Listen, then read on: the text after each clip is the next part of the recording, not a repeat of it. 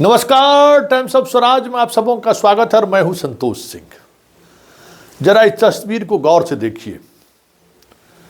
कमोबेश बिहार के अधिकांश सेंटरों पर जहां आज TRE-3 का काउंसलिंग शुरू हुआ है, वहां कुछ इसी तरीके की तस्वीरें दिख रही हैं। सारे के सारे गाड़ियां यूपी से आई हुई गाड़ियां हैं, मतलब यूपी नंबर की गाड़ियां हैं। मतलब TRE-3 में भी यूपी की बहुत सारे लड़के और लड़कियों को जॉब मिला है और सभी के सभी आज काउंसलिंग कराने बिहार के अलग अलग ज़िलों में, जहां BPSC के द्वारा उन्हें निर्धारित ज़िले आवंटित किए गए हैं, वहां वो उन्हें कहा गया, वहां वो काउंसलिंग कराने गए, वहां काउंसलिंग करा रहे हैं।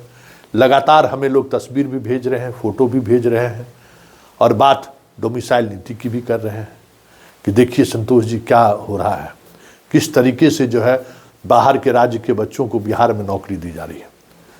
देखिए, हम पहले भी इस बात को लेकर इत्तेफाक नहीं रखते थे, आज भी मैं नहीं रखता हूँ, क्योंकि देखिए ये पूरी कवायद जब आप नहीं समझ रहे हैं तो फिर आपको कुछ कहने की हमें ज़रूरत नहीं, क्योंकि मैं पत्रकार हूँ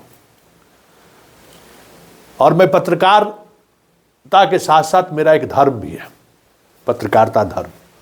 और पत्रकारिता के धर्म पे इस तरीके की पत्रकारिता की इजाज़त नहीं दी जाती है।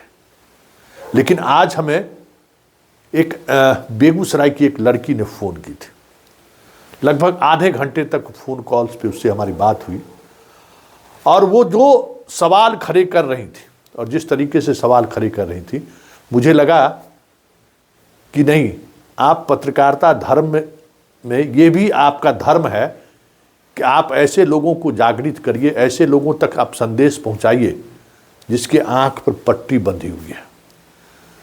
जो अंधा है या नहीं है मुझे नहीं मालूम, लेकिन अंधे की तरह दिख जरूर रहा है। क्या है ये डोमिसाइल नीति? जरा सोचिए, ये डोमिसाइल नीति सीधे सीधे तौर पे ये है कि बिहार के सवर्णों को नौकरी में कैसे रोका जाए, उसकी एक साजिश है। और अगर आप इस साजिश को नहीं समझ रहे हैं तो आप बीजेपी जदयू करते रहिए, कहीं दूर दूर तक आपको एक बूंद पानी मिलने वाला नहीं है। आप धर्म और जाति के राजनीति में, हिंदू और मुसलमान की राजनीति में आप पिसते रहिए, आप प्रशांत किशोर की राजनीति में मस्त रहिए, कोई आपका भला करने वाला नहीं है, आपकी बर्बादी तय है।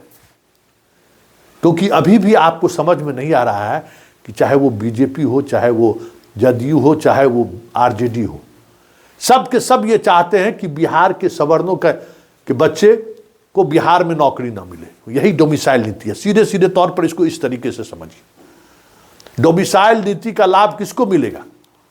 सामान्य वर्ग का जो सीट है, उस सीट पर चाहे वो दूसरे राज्य के किसी भी जाति, किसी भी आरक्षण कोटा से क्यों ना हो, बिहार में वो जब परीक्षा देगा तो उन्हें वो सामान्य कोटि के बच्चों के साथ उसका फाइट होगा। RTI में क्या है, 7400 करीब सीटें हैं 1 to 5 में, उसमें 6000 मतलब लगभग 6100 बच्चे दूसरे राज्य से कम्पीट करके आए हैं। तो सवाल है कि आप पढ़ने के दिन आप मोदी जी का झुंझुना बजा रहे थे, हमको कहने में कोई गुरेज नहीं है। हिंदू मुसलमान कर रहे थे, भारत पाकिस्तान कर रहे थे, मकबरा खोज रहे थे, मस्जिद खोज रहे थे, भोला बाबा खोज रहे थे। कौन खोजने वाला है? सिंह जी, मिश्रा जी, तिवारी जी, वर्मा जी, शर्मा जी, और किसी को नहीं मतलब है हिंदू धर्म से। आज अगर हम इस तरीके की खबर चला रहे हैं तो गाली देने वाला भी सब ससुरा यही सब होगा और कोई दूसरा नहीं होगा, हमको पता है। चौथा है वो प्रशांत किशोर के बारे में आप खबर चला दीजिए कि भाई वो आपका किस तरीके से नुकसान कर रहा है, तो बस आपका गाली देना शुरू कर देगा। यही सब सिंह जी, मिश्रा जी, तिवारी जी पर, शर्मा जी, वर्मा जी, ठेकाना जी, ककाना जी। क्यों? पढ़ाई से मतलब नहीं है। और आज दर्द हो रहा है कि मेरा सीट दूसरे स्टेट के बच्चे ले जा रहे हैं। एक रणनीति के तहत सवर्ण को, बच्चों को पढ़ाई लिखाई से दूर किया गया। ये इस बात को आप समझिए।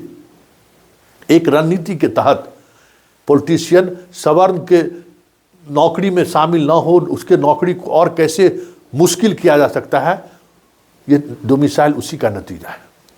आप ना समझें, इसलिए हम कह रहे थे कि डोमिसाइल वाले मुद्दे पर हम खबर करने से बार बार हम परहेज करते हैं।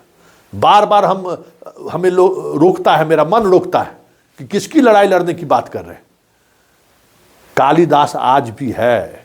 कालिदास सिर्फ व्यक्ति नहीं है, कालिदास चरित्र है। तो बिहार के सवर्णों का ये चरित्र है, आप इन्हें जगा नहीं सकते हैं।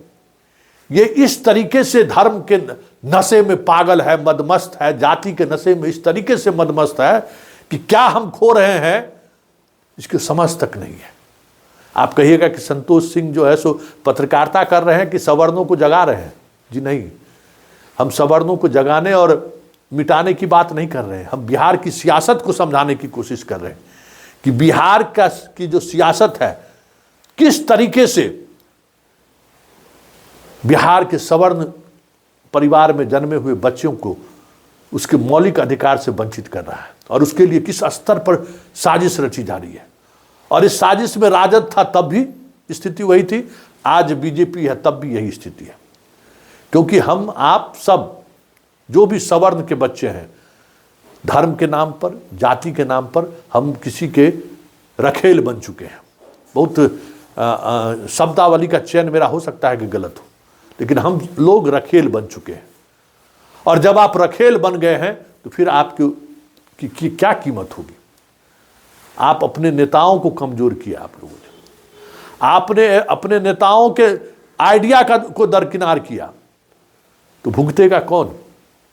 आज रोने से क्या होगा, आज ये कहने से क्या होगा कि देख लीजिए किस तरीके से डोमिसाइल नीति का लाभ दूसरे राज्यों के बच्चे ले रहे हैं। लेगा ही लेगा, क्योंकि सत्ता और सरकार में बैठे हुए लोगों की मंशा ही यही है कि हम सवर्णों को सिस्टम से बाहर करें, कि हम सवर्णों की इस स्थिति में लाकर खड़ा कर दें उसका कोई वजूद ही नहीं रहे। ये सारी बातें ऐसी बातें हैं जो डोमिसाइल नीति के सहारे समझा जा सकता है, लेकिन समझना तो आपको होगा, तय करना होगा कि जिस तरीके से पिछले 20 वर्षों से बिहार के सत्ता में बैठे हुए लोग या हमारे अभिभावक लालू यादव का डर दिखाकर जिस तरीके से बिहार के सवर्णों को एक रणनीति के तहत सिस्टम से बाहर किया गया है, अगर इस बात को आप नहीं समझ रहे हैं तो फिर मेरे कहने और नहीं कहने का कोई मतलब नहीं है। सवर्ण होना बिहार में गुनाह है, सवर्ण के घर पैदा लेना गुनाह है, और हमें लगता है कि इस गुनाह के लिए जिम्मेवार भी सवर्ण ही है, कोई दूसरा जिम्मेवार नहीं है। क्योंकि हम सब लोग पढ़ाई लिखाई छोड़कर एक ऐसे राष्ट्र के निर्माण में लगे हुए हैं जिस राष्ट्र के निर्माण में राष्ट्रभक्त और राष्ट्रवाद का चेहरा हम ही हैं, ये दिखाने के होड़ में हम सब कुछ छोड़कर चले गए, सब कुछ छोड़ रहे हैं। आज कौन मुसलमानों के साथ मॉब लिंचिंग में पकड़ा रहा है, आज कौन दंगा में पकड़ा रहा है, आज कौन जो है सो मंदिर मस्जिद खोजने में पकड़ा रहा है। तो जाइएगा मंदिर मस्जिद खोजने के लिए, जाइएगा यहाँ, तो दूसरे राज्य का बच्चा आके यहाँ नौकरी नहीं करेगा, तो फिर परेशान क्यों है। और आपको इतनी समझ नहीं है कि इस तरीके की चीज़ें जो हो रही है, डोमिसाइल नीति किसके लिए है। क्या किसी रिजर्वेशन कैटेगरी में किसी बाहरी लड़कों को नौकरी मिल रहा है क्या, जरा सोचिए, नहीं ना। तो जो बिहार के रिजर्व कैटेगरी के बच्चे हैं उनको तो रिजर्वेशन मिला ही, 50% तो वो लोग हैं ही, बाकी जो 50% 40% जो अनरिजर्व कैटेगरी के जो सीट वैकेंसी बची हुई है उसमें भी बाहर के राज्यों के बच्चे आ जाएं। क्योंकि देखिए शिक्षक की बहाली में बाहर के राज्यों के बच्चे, ऐसे ही बच्चे आ रहे हैं जिनके लिए नौकरी ही एकमात्र साधन है, और स्वाभाविक तौर पर ऐसे में उस समाज के लोग ज़्यादा हैं जिस समाज के लोग वंचित समाज के लोग जाने जाते हैं। ये तो रणनीति है कि सिस्टम में भरिए उनको। और सवाल सरकार से भी है कि आपने तो डोमिसाइल नीति लगा दी आपने, बाहर के राज्यों के बच्चे आए हैं, परीक्षा दिए हैं, पास किए हैं, सब कुछ बन गए हैं, कितने बच्चे, कितने शिक्षक आपके यहाँ ठहर रहे हैं, जरा इसका भी गौर करिए, कितने शिक्षक ठहर रहे हैं। बाहर के राज्यों के जो शिक्षक शिक्षिका बिहार में आई है वो कितना कंफर्ट स्थिति में है बच्चों को पढ़ाने में, ये भी सोचिए। ये मेरी पत्रकारिता है। ये जाति की जो बात है और जमात की जो बात है वो एक अलग मैसेज था, लेकिन ये मेरी पत्रकारिता है। और मैं ये कह रहा हूं कि सरकार को इस पर मनन करना चाहिए कि बाहर के राज्यों के बच्चों को जो आपने नौकरी दी है, क्या यहाँ के पहले से 5वीं तक के बच्चों को पढ़ाने की स्थिति में वो है क्या? क्या वो गांव में रहने की स्थिति में है क्या? नहीं ना।